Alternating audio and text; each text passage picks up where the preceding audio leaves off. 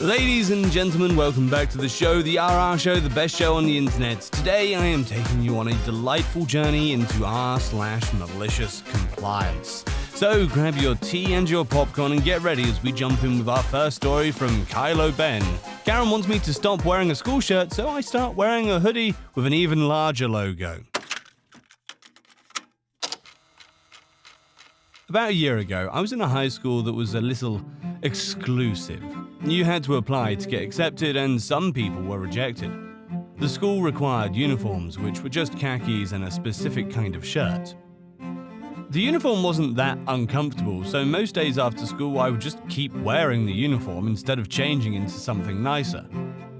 One day, after school, I was at a store near my house wearing my school uniform, minding my own business, when a wild Karen showed up, yelling at me to stop wearing that shirt since it made her kid embarrassed since he was rejected.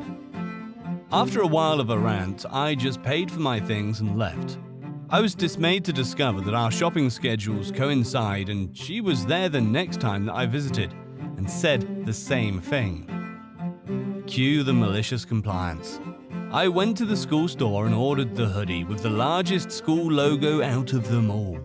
So instead of a solid color polo with a small logo, I was wearing a hoodie in school colors with a giant logo.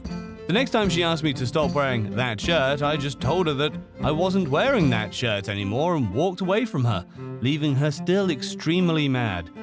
This continued for months until she just stopped going at the same time as me.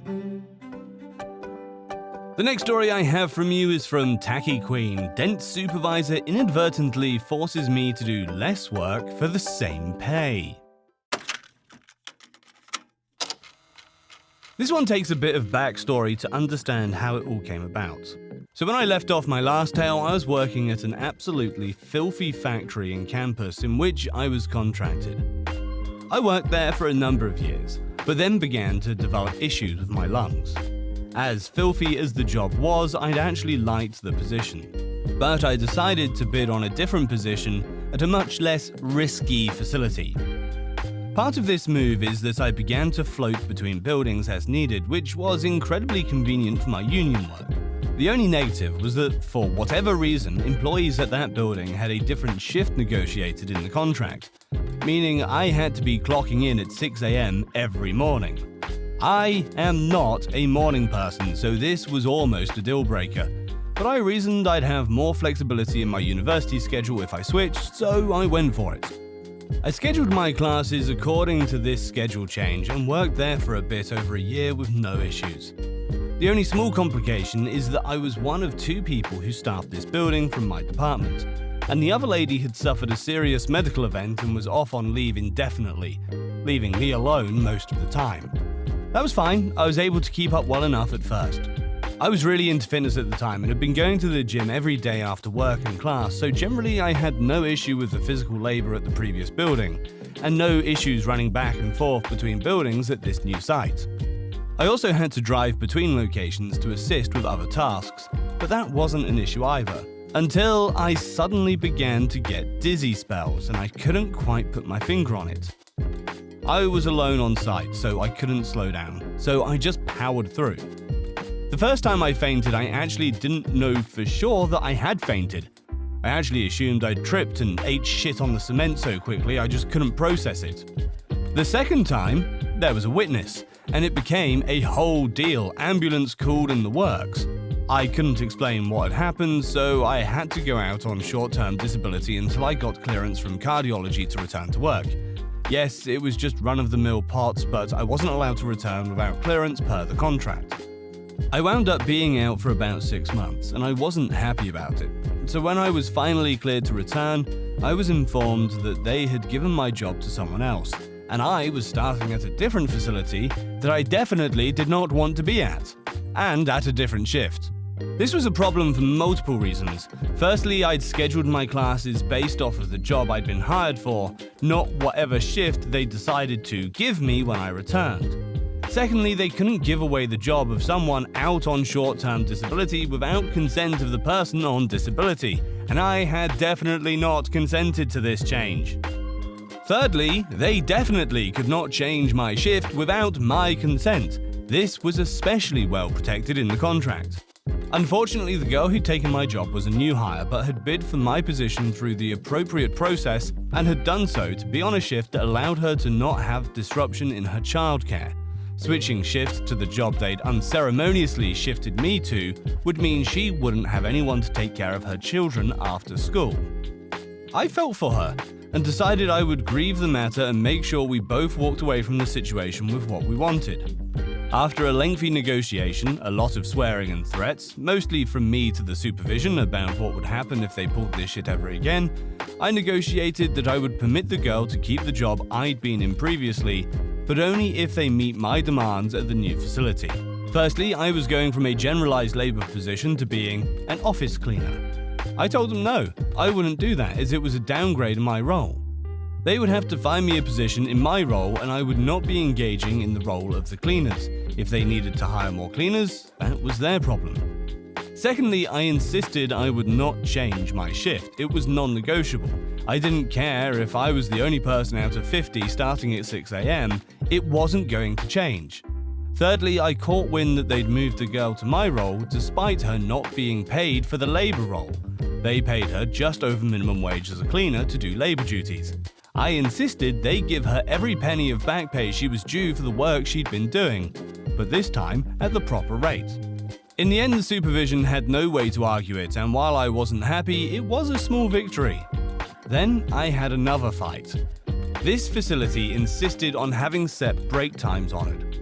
I didn't have a way to argue this as break times were mentioned in the contract, but we didn't have any specific language allowing for flexibility. The first time I encountered this was my first day, as this was the only facility that also had a mandatory beginning of shift meeting. I arrived at work and clocked in by 6 a.m. And by the time I had my lunch in the fridge and my lights turned on and machine unplugged for the day, it was 6:25 a.m. and I had to walk close to a mile through a building, I could slightly shorten this if I cut through an alley, to the main office for the 7 a.m. shift meeting. Initially, I thought that seemed absurd, and I had asked for permission to not attend as the walk alone ended up being close to a 40-minute round trip, not including however long the meeting ran. I was told I absolutely could not miss this meeting, and she was really smug about it too. I asked her if she remembered my hours, but she rolled her eyes at me. I mean, okay, if you insist, I did try to warn you. So, as instructed, I was forced to attend this understated meeting and honor my strictly scheduled break times. My day ended up looking like this. 6 a.m. arrival and lights turned on, equipment unplugged. 6:25, walk between buildings for shift meeting. 7 a.m. shift meeting that ran from 7:20 to 7:30 a.m. and then return to work location, 8 a.m. for break. So the entire first 2 hours of my shift, I was unable to get any work done. Nothing. After my break, I still had to prep all equipment, check equipment for safety, replace any parts needed, often very time-consuming, check and organize my work orders, and then I was on lunch at 10 a.m. So by the time I had my lunch break, all I had done from 7:15 to 10 a.m. was get my equipment ready for the day. Things I would have normally done before my first break, but I was told I had to attend that meeting and didn't have any time to start a project before I had to take my lunch. My supervisors came over a day or two later, absolutely spitting with rage and ready to write me up. Unfortunately for them, I'd written out the entire schedule, as they told me my break times were non-negotiable. It was also non-negotiable that I had to attend this shift meeting a building over. I asked if they remembered the explicit instructions they gave me in regard to this. For some reason, they looked absolutely thunderstruck. They had inadvertently ordered me to accept a schedule that prevented me from getting more than about 4 hours worth of work done. The kicker was that they couldn't take it back without setting a precedent that exceptions could be made at that location. I could see the cogs trying to turn as they tried to figure out if there was any way to punish me. But I had done exactly what they insisted I had to do. So yeah, I did as I was told, and they inadvertently gave me a job that prevented me from doing more than half a day's worth of work. But I had to be paid for the full day regardless. It also allowed me a lot more time to work on union paperwork as I wasn't constantly getting in and out of PPE and was able to catch more of their contract violations being closer to the main office. I'd like to think that I made their lives just a little more hellish, and it was in large part facilitated by their fuck-up trying to mess with my work location and hours, and failure to notice what they had done to my schedule by ordering me to hike a country mile for this meeting. I worked in that position for the last few years I was there, and it was a running joke the entire time.